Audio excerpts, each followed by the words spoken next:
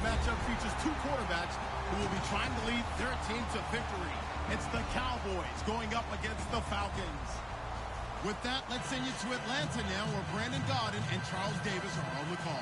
Thank you very much, Larry. You are looking live at the Georgia Dome here in downtown Atlanta. Today, we've got a good NFC matchup on tap between the Dallas Cowboys and the Atlanta Falcons.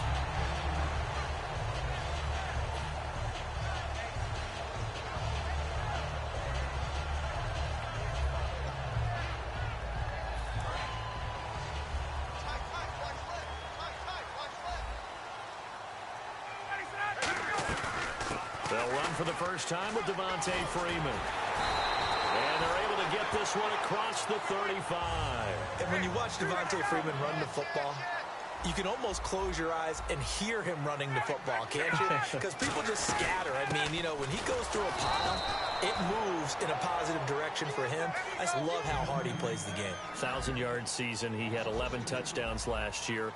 In March, 25 years old. So he's kind of hitting that sweet spot for a running back, isn't it? He really is. And I still remember the evaluation of him coming out of college. He does everything well, but you weren't sure he had a dominant trait.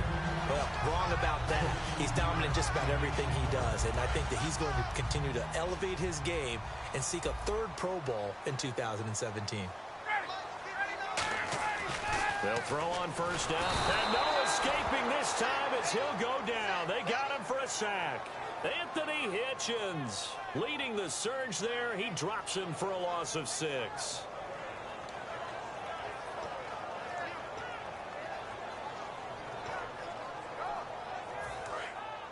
Looking to jam the receivers at the line here. Press coverage look defensively. Off the play fake to Freeman. It's Ryan. He completes it to Julio Jones. Over 1,400 yards last year for Jones. Just 6 touchdowns, but, you know, of course he had the big 300-yard game. However, when he was blanketed with coverage, he always opens things up for other guys, doesn't he? He does, and that's what's benefited Atlanta's offense. Other guys were able to step up. In 2016, Mohamed Sanu stepped up and had his best year as a pro. Austin Hooper, as a young tight end, really developed down the stretch. And Taylor Gabriel, who had come over as a free agent from Cleveland, he really flourished, actually led the team in touchdown catches. But there's only one Julio Jones, and you want to get the ball to him as much as possible.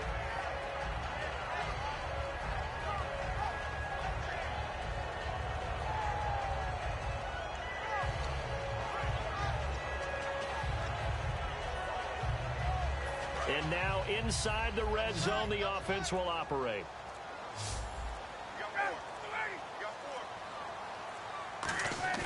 They go play action here on first down. That is caught. And he is into the end zone for a Falcon touchdown. Mohamed Sanu from 17 yards out. And the Falcons take it all the way down the field and score on the opening drive. And he knocks it through. Now after the touchdown, it's Bosher to kick it away. That's fielded in the end zone.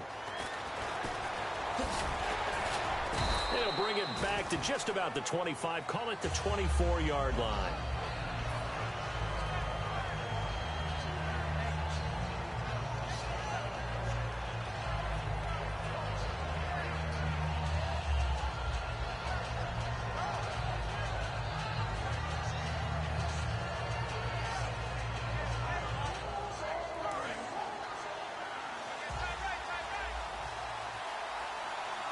They come out here in the eye. Here's the first carry for Ezekiel Elliott. Takes it to the 26, just a 1-yard gain. Okay, starting lineup time offensively, Charles, for the Dallas Cowboys. And how about them at number 4 in the 2016 draft? Big needs on the defensive line. And they go with the running back. They go star power. They went star power, but Ezekiel Elliott, in a lot of ways, was exactly the right decision. When they had winning success in 2014, they did it running the football. Elliott can do that for them again. Let's go! Flex round! Now it's a bootleg with Prescott. He's going to loft one deep over the middle. And he's unable to grab it. Thought he might have had position, couldn't hold on, third down. Here's a look at the young Atlanta Falcons, although next year, obviously, everyone will be a year older. So rookies like Deion Jones, Keanu Neal, Devondre Campbell, an extra year, well, their only year, but a year under their belt now to get better. They're just young and growing, aren't they? I mean, I expect their play to continue to accelerate and elevate. And think about the building blocks they had in front of them. Second-year guys in 2016 who had big years. Grady Jarrett, a monster in the Super Bowl, tied a sack record in that game against New England. And Vic Beasley led the NFL in sacks for the regular season with 15.5 and also had 6 forced fumbles.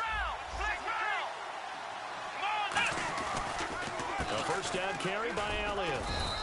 Give him a couple on the carry there, 2nd and 8. Partner, I know you call the play-by-play, but you know your ball. If I throw these numbers at you, all right, 6 yards shy of 2,000 of total yards from scrimmage for a rookie running back. What do you think? Sounds like me in high school. Sounds like you doing it. Well, it's really fascinating at what he was able to do. The thing for me, though, he did that as a rookie. Where do you go from here? I mean, can you keep going up from those numbers your sophomore campaign? I think that you can. He's had examples of that preceding him in the NFL. Some guys who are in the Hall of Fame right now. Remember, he had 16 total touchdowns because it's not just his ability to run it. He can catch it out of the backfield as well. No one plays harder than this guy does, down in and down out. I think he's just going to keep getting better. He completes it to Bryant. And he's got enough for the first across midfield to the 48. It's an 8-yard pickup and leads to a new set of downs. And Brandon, from our time in college football, where receivers weren't running the traditional NFL route tree, one thing they did learn, find open areas, find soft spots, and set up and catch the ball. And I think we just saw that there. Yeah, we saw that indeed, picking up the first. 7 yards, the pickup on the pitch and catch. And there's another completion to the tight end. And let's face it, it is hard to overthrow a 6'6" target. It is indeed. Quarterbacks like their speed guys. They like that huge 6'6" target that they've got in him. They really do. And it reminds me of what one great tight end told me once. He had told his quarterback, just make sure you throw it up there. You know, kind of like put up on the top shelf where the kids can't get it. On 2nd down, Elliott. And he'll get it down on the play to the 37. 5 yards on the play there as the drive will continue. So many teams want to throw the ball in this situation nowadays, but I love watching a team that has enough confidence to go ahead and run the football in that situation. That's almost a tendency breaker. They keep on the ground with Elliott, and he is going to lose yardage here. Sitting alongside Charles Davis, I'm Brandon Gaudin, as it is Cowboy football to begin quarter number 2, but they face a 2nd and long to start things out.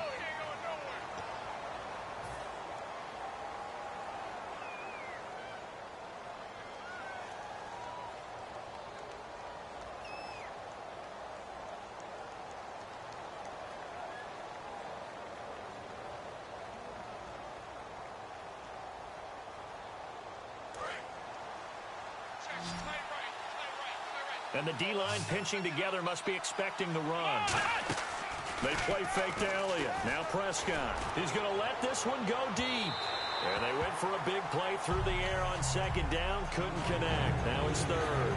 Help me out, partner. Was that incomplete? That was on a deep ball to Dez. And that's a surprise. The way he attacks the football in the air, it's always surprising to me when he doesn't complete a pass like that. Let's go. On 3rd down, it's Prescott. And it falls incomplete after almost being intercepted. A pick there would have been great. The good news for the defense now, it's 4th down. So on 4th down, here's Chris Jones to punt it away. Back deep for the Falcons is Eric Weems.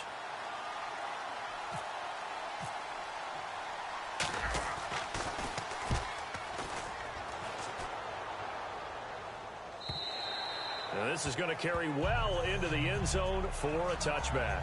Now the Falcons offense gets ready to head back onto the field. And that last drive, a long drive, but not just that, they had a great air attack going.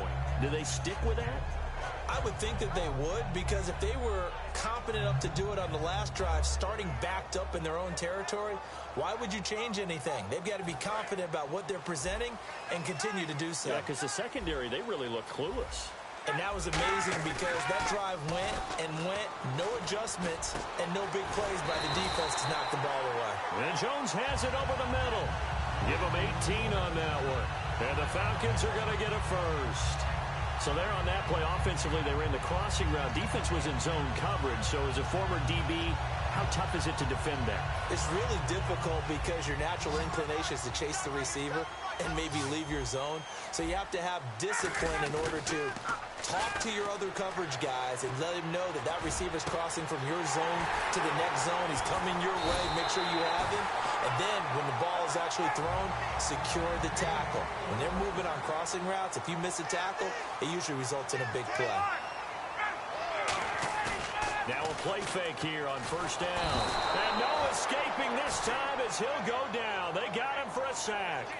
Man, he got in there so quickly, Charles. What could the offense have done to adjust and account for that? But what you're hoping is that you figure out and you see and get a clue that maybe there's going to be some pressure coming at you, and you change the blocking schemes. Maybe you go to max protection. The biggest ones, maybe you bring your running back in to try and keep you clean. But in that case, that didn't happen. Zero accountability, and a sack resulted. And he finds him.